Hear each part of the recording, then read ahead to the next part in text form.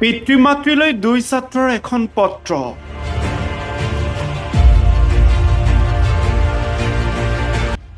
পিতৃ মাতৃলৈ চিঠি লিখি নিখোজ হ'ল দুই ছাত্ৰ। কি লিখিছে? মা আমি তোমায় বহুত ভালো পাই, কিন্তু পয়সার প্রবলেম লাগিয়া আমি বিদেশ গেছি। আই রিয়েলি মিস ইউ পাপা মা।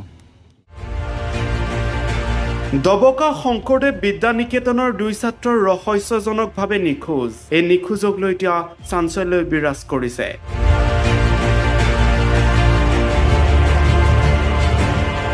অষ্টম শ্ৰেণীত অধ্যয়নৰত বিট্টু ঘোষ আৰু বিশ্বজিৎ দাস নামৰ দুই ছাত্ৰৰ হঠাৎ নিৰুদ্দেশ। এইখন পত্ৰলৈ চাওক।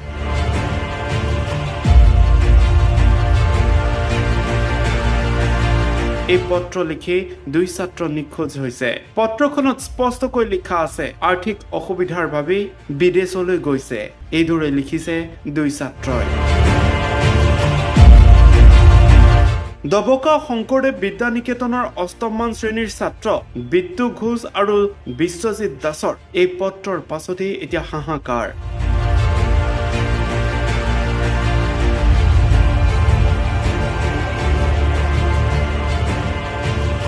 পিতৃ মাতৃলৈ লিখি গৈছিল বিট্টু ঘোষ নামৰ ছাত্ৰজনে এইখন চিঠি। তুই ভাতটা লইয়া খাম বলে লইয়াই খাই আমি ঠাকুরের কাম করতাম। মা না তোমার লগে খাইমু, তোমার লগে খাইমু কই আমি কই না বাবা আমার দেরি হবে, আমি ঠাকুরের কাম করলে কালকে তো শনিবার, নিরামিষ খাই শনিবারে নিরামিষ খাই, নিরামিষ আমি ঠাকুরের কামটা করে রাখি দিলে তুই পুজো যা দিবে সন্ধ্যার সময় দুটা না দিবে। তো হে লইছে লইয়া ভাত অল্প খাইছে, তাহলে আমি ভাত আবার আছে আমার কিরে তুই ভাত দিয়েছ খাইল না মা ভালো লাগছে না।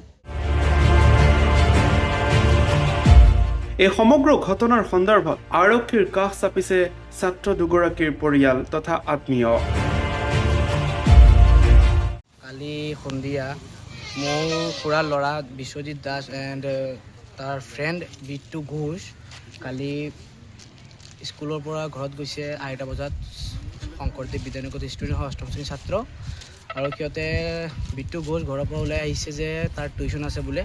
টিউশ্যনৰ কথা কৈ ঘৰৰ পৰা ওলাই আছে। আৰু মোৰ সৰু ভাইটি, মোৰ খুৰাৰ ল'ৰা বিশ্বজিৎ দাস কৈছে, মাকক কৈছে যে মা মই তোমাৰ ফোনটো লৈ গৈ আছোঁ, মোৰ এটা ৰিহাৰ্চেল আছে, কিবা কাৰণত কিবা নোট কৰিব বুলি পুৰণ বজাৰৰ পৰা দবকা বিবেকানন্দ কলনীলৈ আহিছিল। তাৰপাছত সি কোনো খবৰ নাই। পাছত তাৰ দেউতাই গৈছে ঘৰত, তাত কোনো খবৰ নাই। মোৰ ফ্ৰেণ্ডে ফোন মাৰিছে, এনেকৈ খবৰ পালোঁ।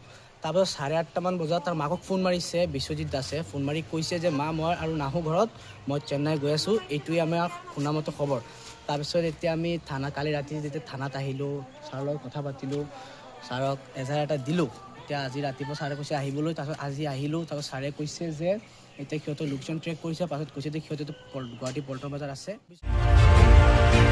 মোৰাঝাৰৰ পৰা ছাদিকুৰ জামানৰ ৰিপৰ্ট, গণ অধিকাৰ।